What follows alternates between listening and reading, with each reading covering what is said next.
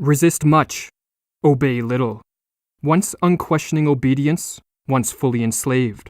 Once fully enslaved, no nation, state, city of this earth ever afterward resumes its liberty.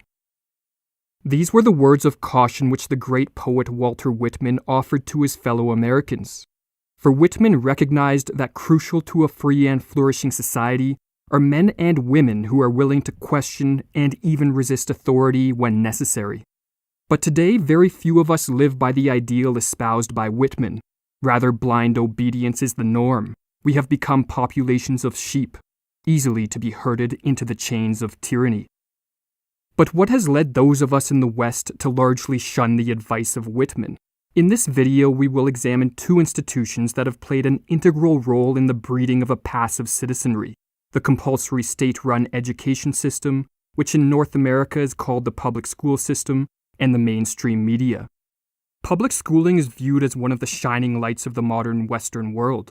Who could question the value of an institution that provides free and compulsory education for all? But as with many institutions of our day, the textbook picture of how the institution should work greatly diverges from the reality of how it does work. If public schools taught individuals how to think, if they promoted intellectual curiosity and produced citizens healthy in body and mind, then few would question their value. But beneath the veneer presented by the bureaucrats that run this institution, a darker reality emerges. Or as John Taylor Gatto, a former teacher turned one of public schooling's greatest critics, writes, "Schools are intended to produce formulaic human beings whose behavior can be predicted and controlled. To a very great extent, schools succeed in doing this, but in a national order in which the only successful people are independent, self-reliant, confident, and individualistic, the products of schooling are irrelevant. Well-schooled people are irrelevant. They can sell film and razor blades, push paper and talk on telephones, or sit mindlessly before a flickering computer terminal. But as human beings, they are useless to others and useless to themselves."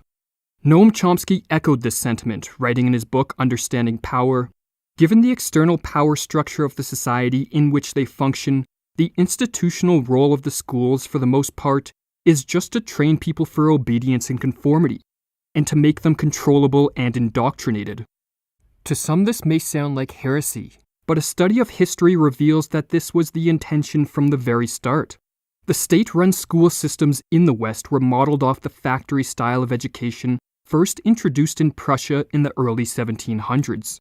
"What shocks," writes Gatto, "is that we should so eagerly have adopted one of the very worst aspects of Prussian culture, an educational system deliberately designed to produce mediocre intellects, to hamstring the inner life, to deny students appreciable leadership skills, and to ensure docile and incomplete citizens, all in order to render the populace manageable." Albert Einstein, an individual who reached heights of genius rarely seen, did not credit his compulsory schooling with his intellectual development. Reflecting back on his school years, Einstein noted that after completing his final examinations, his interest in the field he would go on to revolutionize was all but dead. "I found the consideration of scientific problems," he wrote, "distasteful to me for an entire year." Einstein believed that one of the major flaws of compulsory, state-run education systems is their forced style of teaching. "It is, in fact, nothing short of a miracle," he wrote, "that the modern methods of instruction have not yet entirely strangled the holy curiosity of inquiry. It is a very grave mistake to think that the enjoyment of seeing and searching can be promoted by means of coercion and a sense of duty." After well over a decade of indoctrination in the school system, few emerge with a great thirst for knowledge and a curiosity toward the many mysteries of the world. Instead, as Bruce Levine writes in his book Resisting Illegitimate Authority, by the time a student graduates, they have been bred to be passive, to be directed by others, to take seriously the rewards and punishments of authority, to pretend to care about things that they do not care about, and that one is impotent to change one's dissatisfying situation.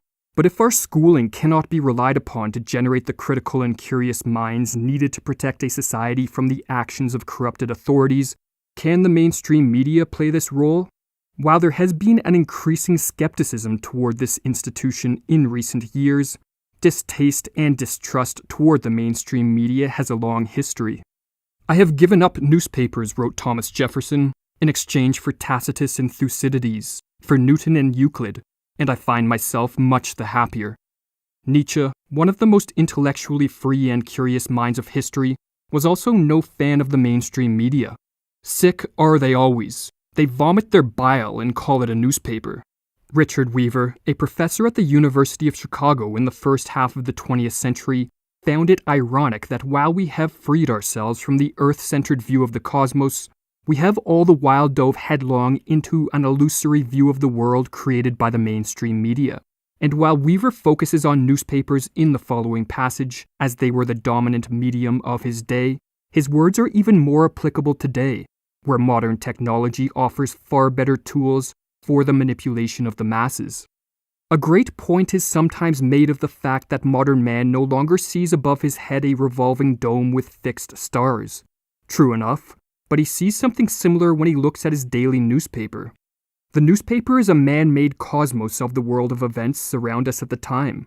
For the average reader, it is a construct with a set of significances which he no more thinks of examining than did his pious forebear of the 13th century think of questioning the cosmology. But why does the mainstream media so often choose deception over truth?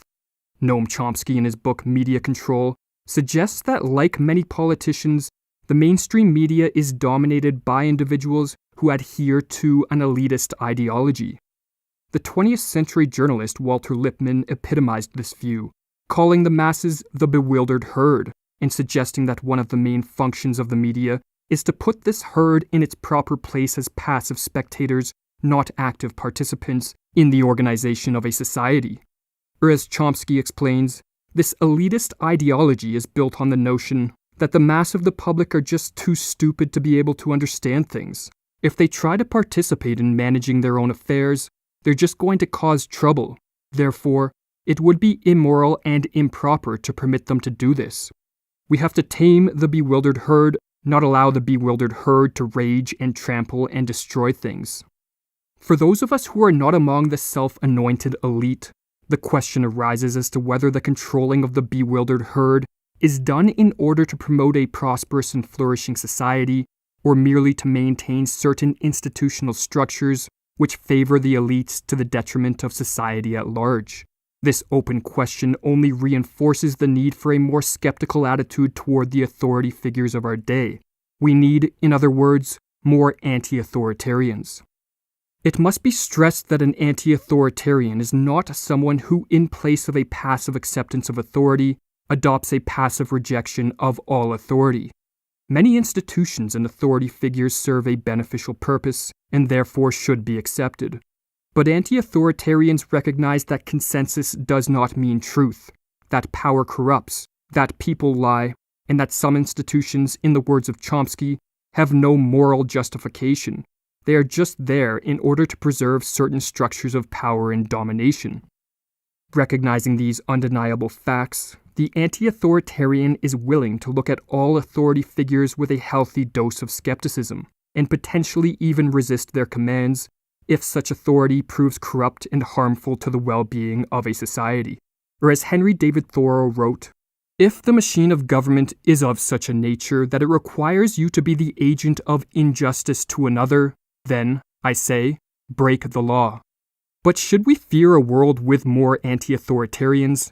The obedience bred into us in school and the blind deference to authority promoted by the talking heads of the mainstream media may lead some to view anti-authoritarians as a threat to the stability of society, but nothing could be further from the truth. Anti-authoritarians are the crucial protectors of a flourishing society, for as the author C.P. Snow noted, "When you think of the long and gloomy history of man, you will find more hideous crimes have been committed in the name of obedience than have ever been committed in the name of rebellion." Malevolent authority, combined with a passive citizenry, is the recipe for tyranny, and so anti-authoritarians should not be feared or ostracized. They should be welcomed. They are the individuals who raise the alarm and awaken the slumbering masses to the existence of corrupt authority. A society without a healthy number of anti-authoritarians, or a society in which anti-authoritarians are shunned and silenced, is a society that has chosen the comfort of illusions over the desire for truth, and is therefore a society paving the way for its own destruction.